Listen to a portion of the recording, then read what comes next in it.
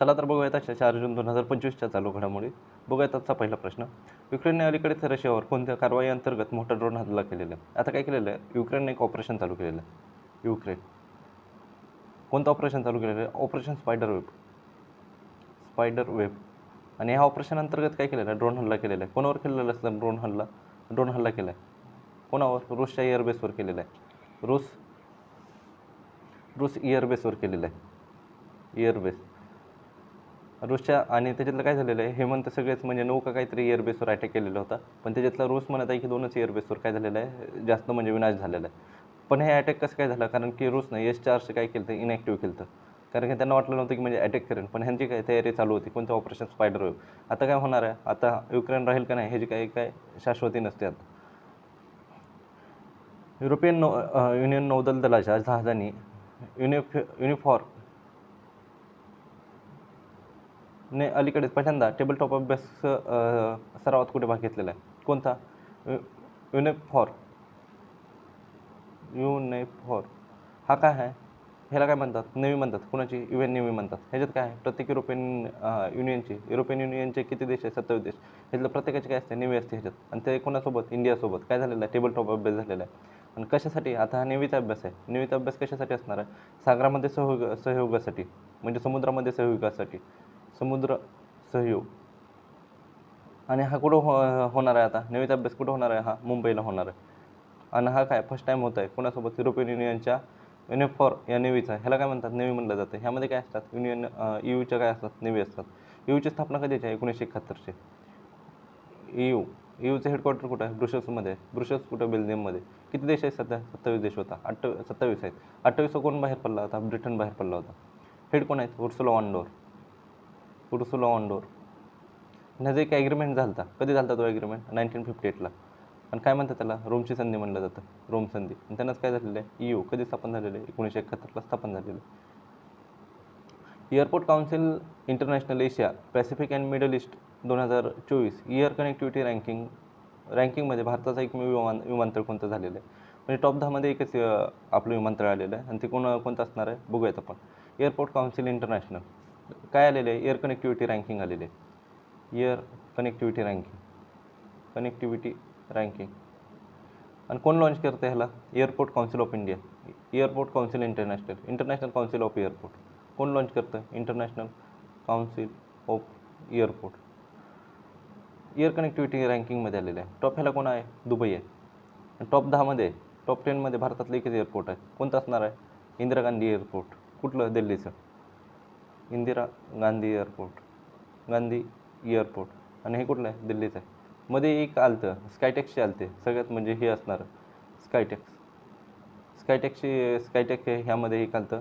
कोणतं एअरपोर्ट सगळ्यात म्हणजे हे आहे? व्यस्त म्हणलं भारतात सगळ्यात जास्त कोणतं येतं? भारतातलं हे येतं टॉप 10मध्ये. वेस्टमध्ये पण हेच येतं. आणि सगळ्यात जास्त कोणतं येतं? चांगी येतं. चांगी एअरपोर्ट कुठलं आहे? सिंगापूर. अंदमान आणि निकोबार कमांडचे कमांडर इन चीफ म्हणून अलीकडेच कोणाची नियुक्ती करण्यात आलेली आहे? तर अंदमान निकोबार. इथं कोणता पॉईंट म्हणतो आपण? एकदम ग्रेट निकोबार. इथं काय आपला एक आर्मीच असेल, नेव्ही असेल, आणि इथं काय आहे? बेस आहे. तिथं कोणाला जायला काय नाही, परवानगी नाही. कुठनं? कार निकोबारच्या खाली कोणच नाही जाऊ शकत. नेव्ही आणि एअरफोर्स ह्याचा काय बेस आहे. तिथं काय केलेलं आहे? कमांडर इन चीफ काय केलेलं आहे? अपॉइंट झालेलं आहे, नियुक्ती केलेली आहे. म्हणजे हे झालेलं आहे कमांडर इन चीफ. आणि कोण झालेले आहे? लेफ्टनंट जनरल दिनेश सिंग राणा ह्यांना काय केलेलं आहे? तिथलं कमांडर इन चीफ म्हणून काय केलेलं आहे? अपॉइंट केलेलं आहे. कमांडर इन चीफ कुठलं? अंदमान निकोबार. आणि तिथला बेस सगळ्यात महत्त्वाचा आहे, म्हणून हे पण क्वेश्चन महत्त्वाचा असू शकतो. दिनेश सिंग राणा. आंतरराष्ट्रीय हिमनदी संवर्धन परिषद अलीकडेच कुठे आयोजित करण्यात आलेली आहे? कोणते चालू झालेले आहे? इंटरनॅशनल ग्लेशियर संरक्षण संमेलन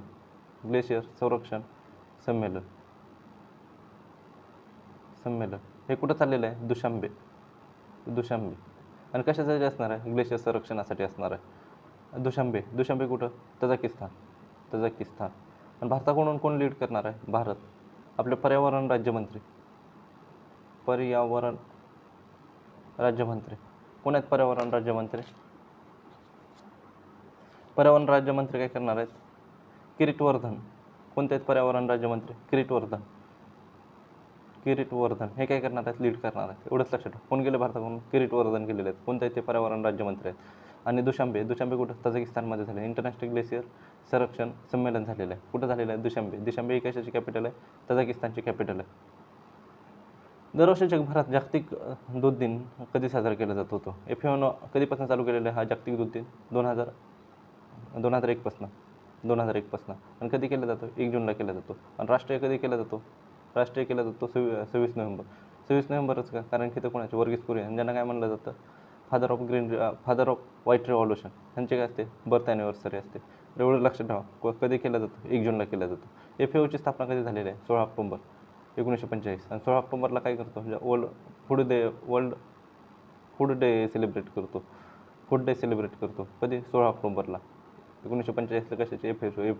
FAOची कुठं आहे headquarter? Rome, Italy. Food and agriculture organization म्हणलं जातं त्याला.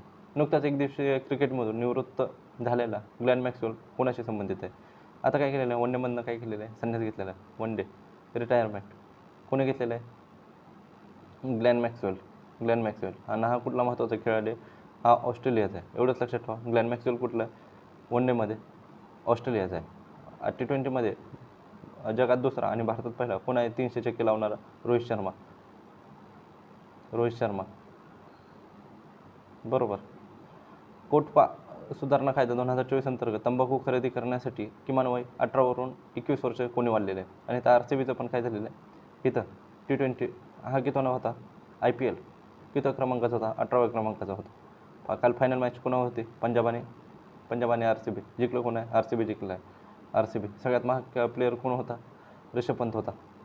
आणि ह्याच्यातच काय झालं? T20मध्ये सगळ्यात 13,000 रन फास्ट करणारा कोण आहे? विराट कोहली. त्यानंतर 8,000 का काढणारा कोण होता? 8,000 KL राहुल. कोटपा कायदा सुधारणा अंतर्गत तंबाखू अधिनियम खरेदी करण्यासाठी किमान वय 18 वरून 21 वर्ष कोणी केलेलं आहे? आता काय झालेलं आहे? कोटपा ॲक्ट होता आपल्यापाशी. त्याच्यात काय केलेलं आहे? अमेंडमेंट केलेलं आहे. कोणी केलेलं आहे अमेंडमेंट हे केलेले आहेत कर्नाटकानं. ह्यानं काय केले? ते तंबाखू खरेदी करणार आहेत ना, त्यांचं वय किती ते किती असलं पाहिजे? 18 वरून 21 वर्ष केलेलं आहे. 21 वर्ष. जिथं शाळा ते असेल ना, त्याच्या 100 मीटरमध्ये तंबाखू हे काय केलेलं आहे? बॅन केलेलं आहे. 100 मीटर शाळेच्या एरियामध्ये. त्यानंतर अजून काय?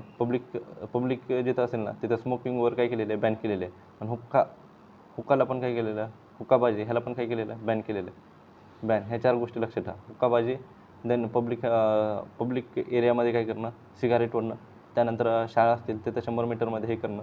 18 वरून 21 वर्ष. कोणी केलेलं आहे? कर्नाटकमध्ये केलेलं आहे. CM कोण आहे? सिद्धरामय्या आहेत. CM सिद्धरामय्या.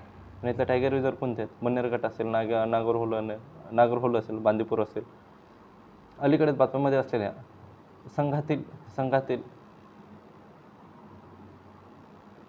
संघातील मानवी व्यवस्थापन हे पुस्तक कशाशी संबंधित आहे?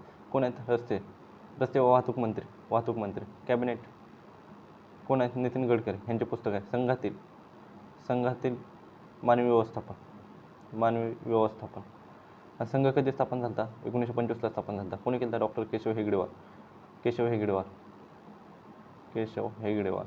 एवढंच लक्षात ठेवा. नितीन गडकरी यांचे काय? संघातील मानवी व्यवस्थापन हे त्यांचे काय? फर्स्ट बुक आहे. नितीन गडकरी. हे झाले आपले किस्से आजचे करंट बघितलं आपण. चला तर मग, धन्यवाद.